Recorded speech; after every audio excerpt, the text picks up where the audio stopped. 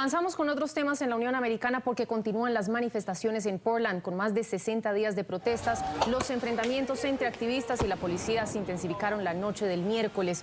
Este video que ven en sus pantallas publicado en redes sociales da cuenta del lanzamiento de gases lacrimógenos y bombas aturdidoras, así como la acción de agentes armados con equipos antidisturbios.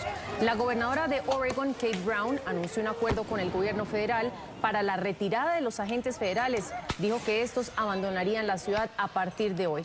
Alrededor de ese cronograma para que los uniformados abandonen los espacios hay varias versiones. El presidente Donald Trump, sin embargo, sigue con su verbo duro y aseguró que si las autoridades locales no resuelven la situación en el corto plazo, enviará agentes de la Guardia Nacional. Bueno, he leído los informes y están diciendo que nos vamos a ir de Portland. Y señores, quiero aclarar, no nos vamos a ir de Portland. Lo que hablé con el alcalde y las autoridades de ese estado es que tienen que mantener la seguridad en su estado. Y si no lo hacen, ahí entramos de nuevo. Quiero que las autoridades de ese estado saquen a los anarquistas y a la izquierda radical que hay ahí. Para hablar del tema, saludamos a esta hora en Estados Unidos a Robert Valencia, analista político. Un gusto y bienvenido. Gracias por acompañarnos aquí en la mañana de NTN 24. A ustedes, muchísimas gracias por la invitación. Un placer estar acá nuevamente con ustedes. Bueno, el tema de Portland no es un tema aislado. Lo cierto es que manifestaciones, violencia, disturbios ocurren a lo largo y ancho del territorio nacional. ¿Considera usted que ha sido efectivo el envío de agentes federales para controlar estas situaciones en las distintas ciudades de Estados Unidos? Y le pregunto en general cuál ha sido la opinión de funcionarios públicos sobre esta operación Leyenda, porque ya, por ejemplo, del lado demócrata han tenido sus reservas, sobre todo en momentos donde en Estados Unidos pues es un tema sensible la relación entre las fuerzas del orden y la comunidad tras la muerte de George Floyd. ¿No temen tal vez que esta estrategia pueda desatar aún más resentimiento y violencia?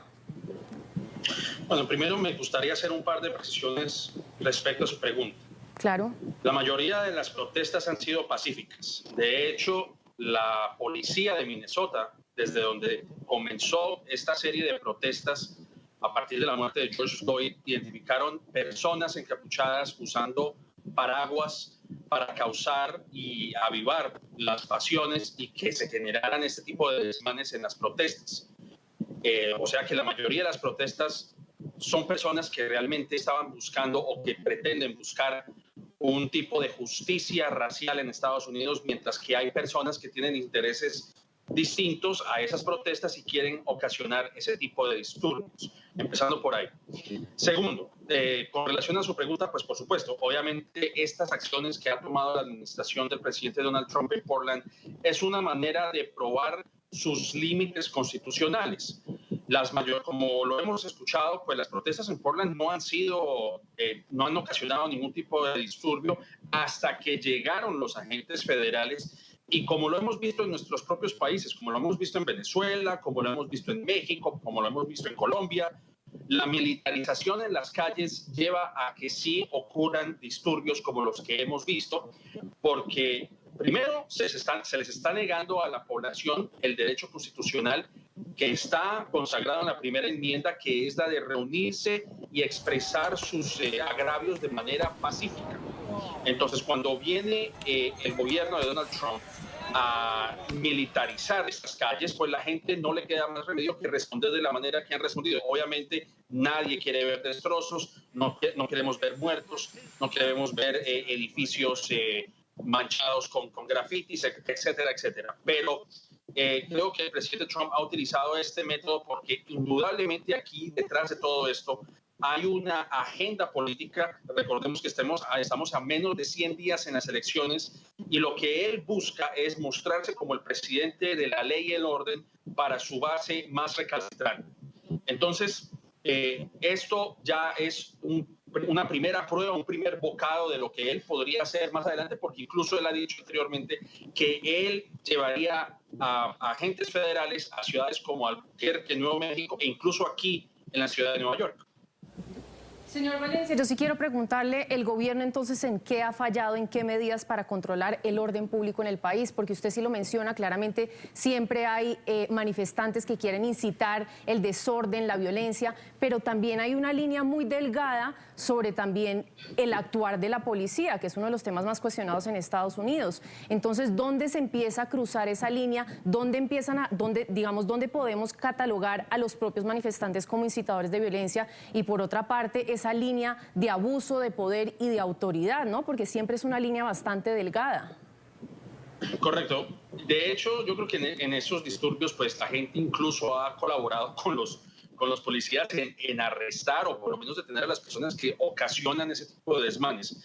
Han habido imágenes, por ejemplo, desde Washington, D.C., en el momento en que, si ustedes recuerdan, esa imagen en la cual el presidente cruza el parque Lafayette desde la Casa Blanca hasta la iglesia donde sujeta una Biblia en la mano, pues en esa confusión, mientras que la policía lanzaba gases lacrimógenos, había personas que veían otras personas destruir la propiedad privada, destruyendo andenes, destruyendo la losa del suelo. Incluso los manifestantes detuvieron a esas personas porque algunos manifestantes reconocen que hay personas dentro de ese grupo, dentro de la multitud, que no tiene interés en hacer un llamado a la justicia, que básicamente esa ha sido la razón principal de todas estas protestas. Obviamente, la labor de la policía es la de arrestar a ese tipo de personas que no tienen ningún tipo de interés en, digamos, apoyar la causa de una policía donde no tenga que utilizar su abuso de poder. Es hacer eso precisamente, arrestar a esas personas y dejar que las personas pues protesten de manera pacífica, que es lo que hemos visto incluso en la ciudad de Nueva York. ¿Por qué? Porque eso lo consagra la Constitución. Ahora, aquí hay un tema que es importante analizar, que es el limbo legal en el cual nosotros nos encontramos, porque mientras los manifestantes tienen el derecho precisamente de elevar su voz de protesta, como lo consagra la Constitución, pues hay muchos que dicen que la ley debería estar del lado de ellos para que el presidente no despliegue esas fuerzas. Pues lamentablemente para ellos un juez no puede determinar eso. El presidente tiene la autonomía, como lo hemos visto, de enviar tropas federales a las calles, obviamente siempre y cuando haya un acuerdo con los gobernadores, porque eso también ahí juega un papel importante. Y hemos visto, como lo acabamos de escuchar en la emisión al principio, pues el gobernador, la gobernadora y el presidente han negociado la manera de retirar esas tropas. Pero aquí es donde hay un juego político, hay un juego legal, porque lo que está haciendo el presidente Donald Trump es el de probar qué tanto puede llegar a ser desde su punto de poder, y vamos a ver hasta dónde va a llegar, porque casualmente las amenazas, o por lo menos las advertencias que ha hecho el presidente Trump, es que él va a desplegar esas fuerzas casualmente a ciudades donde hay un bastión democrático. Señor Valencia, pero justamente sobre su punto sí quisiera preguntarle si es realmente inteligente por parte del presidente, justo en vísperas electorales, retar a la población de esta manera, y más con la presencia de agentes militares, sea cual sea la ciudad de los Estados Unidos en la que se encuentren. Depende de cómo se vea, desde el prisma en cómo se vean las cosas, porque si lo que está haciendo es tratar de ratificar su privilegio, o por lo menos ratificar su popularidad dentro de su base, pues eso es lo que él está haciendo. Y eso, como vuelvo y menciono, hace parte de un gran rompecabezas político que ha venido suscitándose en los últimos días. Ayer, por ejemplo, hablaba de que las personas que viven en los suburbios pueden estar tranquilos porque ya no van a haber vecindarios donde vivan personas de ingresos bajos y donde se va a mantener seguro y no va a haber criminalidad. Obviamente, lo que él está tratando de hacer es de conquistar ciertos votos o ciertos grupos electorales para volverse a hacerse reelegir. Y cuando hace ese tipo de acciones y hace ese tipo de comentarios, va específicamente a un grupo de personas, y en este caso estamos hablando de personas blancas, que digamos fueron prácticamente las personas que le dieron la presidencia al presidente Donald Trump. Ahora, obviamente el presidente cuenta con una baja popularidad, tal vez la popularidad más baja de lo que se ha registrado en sus 3 años y medio de administración, sin contar obviamente la muy baja aceptación que tiene el presidente Donald Trump respecto a la comunidad afroamericana. Cuando las protestas van dirigidas a lo o a los hechos acaecidos con la muerte de George Floyd, pues obviamente la comunidad afroamericana lo va a tomar como una ofensa, y es claro, como lo han demostrado las encuestas, la baja popularidad que tiene el presidente dentro de esa comunidad. O sea que cuando vemos que los estadounidenses ven, valga la redundancia, estos ataques, esta vulnerabilidad de sus derechos consagrados en la Constitución, pues obviamente no lo deja bien parado.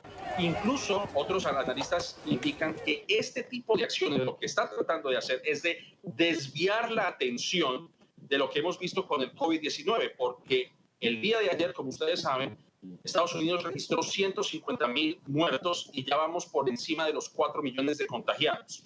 O sea que esas son artimañas, según estos analistas, de la administración de Donald Trump para desviar la atención de una, digamos, una falta de planeación y de estrategia frente al detenimiento, o por lo menos un plan que de verdad concrete un detenimiento de los contagios, de que se tomen cartas en el asunto frente al coronavirus, y obviamente recurre a este tipo de tácticas para desviar la atención, y eso es lo que algunas personas también lo han catalogado.